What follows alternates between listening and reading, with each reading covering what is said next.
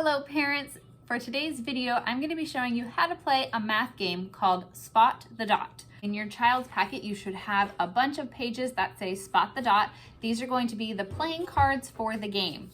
If you don't have these papers, you can always just make these yourself with index cards, drawing the dots on there.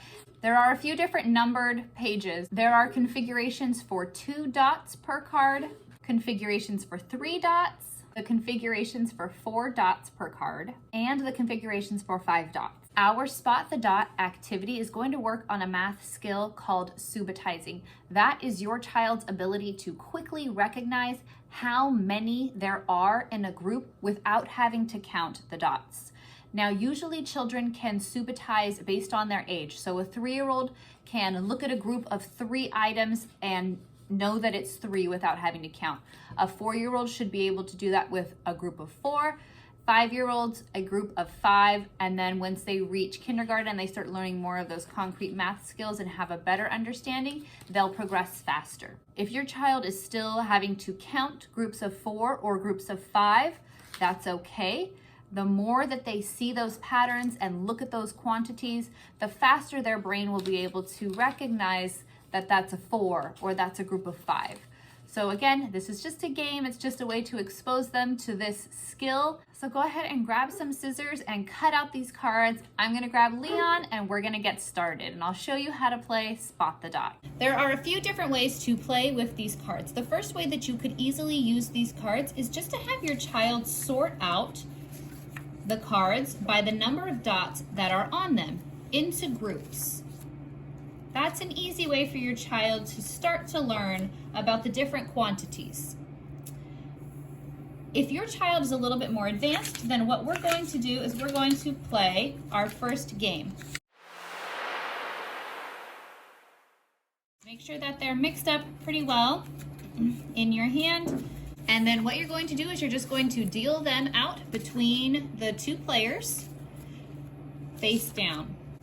And you're simply going to play this game just like you would the game of war. So both players will turn over their top card and see who has more.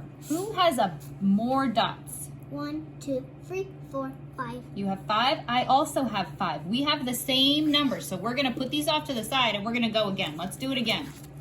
Who got more that time?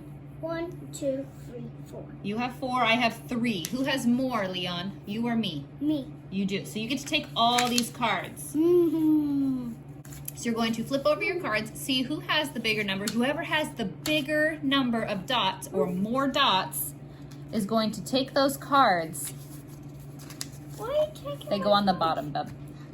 As you saw with Leon and I, we both ended up with 5, so then we put them off to the side and drew again. You're going to keep going until one person has all of the cards. This is...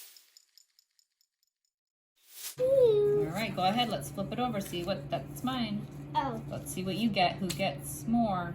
Me. 1, 2, 3. I have 4. My turn. Who had more? Me. Look at your dots. Look at my dots. 1, 2, 3, 4. I had 1 more. Let me see. My turn.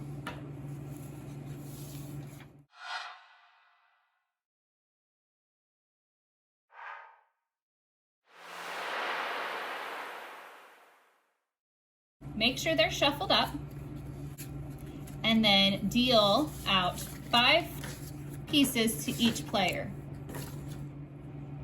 If 5 cards is too many for your child to hold, you can always downsize it and only start with 4. There's your cards, Leon. I have my cards. All right.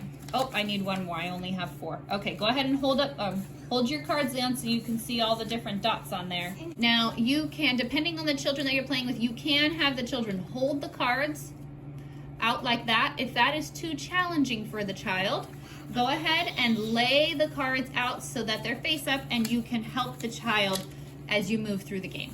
After you have dealt out the cards to the players, you're going to flip over the top card and you're going to play it similar to like an Uno. You want to get rid of your cards. So, Mommy. do you have that number? Do you have a card that has the same amount of dots, Leon? Let me see. Let me go down here so Okay, if you want to lay them down on the table, you can do that too. Let's lay them out like this so we can see them. And put it right on top, Leon. Put it right on top of this one. We're going to make a pile. Okay, so Leon did one card. All right, now it's my turn. And I have one right here, so I'm going to put that on top of the pile. Leon, do you have another card that has a 2? Look. Only 2 dots? Look. Yes or no? No. No. So Leon didn't have a 2, so he flipped over the top card and put it on the top of the pile.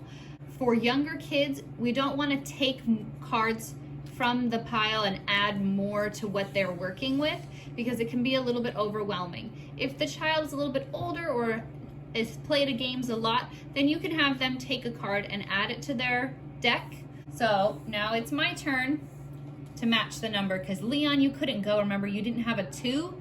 And so you had to flip the card over. So I'm gonna look for, oh, how many's in that group? Do you know what number that is? 1, 2, 3. 3 dots, and I have 3 dots on this card. All right, Leon, it's your turn. Do you have 3 dots? 1, 2, 3, 4. So close. Okay, you're gonna have to flip the top card again. Flip it over onto the pile, and then it's Mommy's turn. 2 again. 2 again. I have a 2, but that was my last one. All right, do you have a 2? No. No. Okay, go ahead and flip it. All right. I won! Yeah, you got to put all your cards in the middle. So that's our second game, and you can modify it and adjust it throughout depending on your child and how they are responding to the game. Sometimes it does drag on. If you get to a point where you can't even put any cards in the pile anymore, then you can change the rule of when you flip it, then you can see if you can match it. Flip it and match it.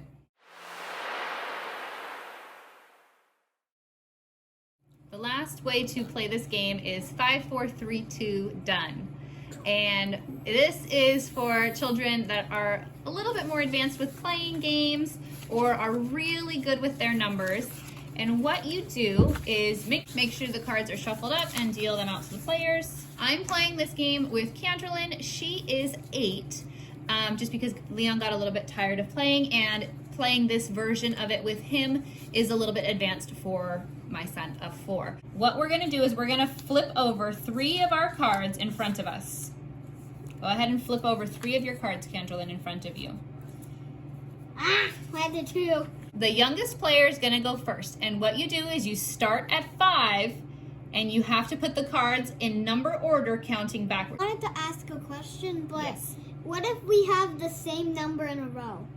That's okay. These aren't going to matter. We're going to add cards to the middle pile. So you're going to go first, Candrelyn, and we're starting with the number 5, and now it's my turn. I need to find a 4. I don't have a 4. When you flip a card, then you get to add a card. Oh no, Candrelyn's stuck with a lot of 2s. So if you get to a point where you are stuck, then both players are going to flip over a new card and add it to their row. You got a 4. And I got a 4, so I can add it to mine. Now it's Candrelyn's turn. 5, Finally, 4, I get the 3, 2. Done. You don't have a 5 or anything for done. It's just we're trying to get done with all of our cards. Oh. So you're trying to get rid of all your cards. Candrelyn can't go with another 5. I do have a 5. No 4. Oh, I have to add a card to my row. Oh, wait, so Hang do I on. have to put one here or no? Yep. So ready? We're at another impasse. We're gonna add. I got a 4, 5, 4. Candy, do you have a 3? 2. All right, put another one out. You got a 5. I did. I got a 5. 5, 4, 3. 2. Finally, Ooh, I you got rid of one of your 2s. Finally! 5 for Candrelyn. Now it's my turn. 4. No, you didn't have to add another one. 5. We only have to add another one if you can't go. Oh. 5, 4. Candy can't go, and I can. 3, 2. Done. As you can see, sometimes this one you need a little bit more space for it, and you can always play 5, 4, 3, 2, done. going in reverse order. So starting with 2, 2, 3, 4, 5, done. I wish that was the order we were gonna go in because I was stuck with all those twos. Yeah, Canderlin got stuck in that one. So go ahead and pick a version of this game that is appropriate for your child, and I hope you enjoy playing Spot the Dot. And maybe you can come up with some new and different ways to use our dot cards and to teach your child some new math skills today. Thanks for watching, and we'll see you next time. Bye.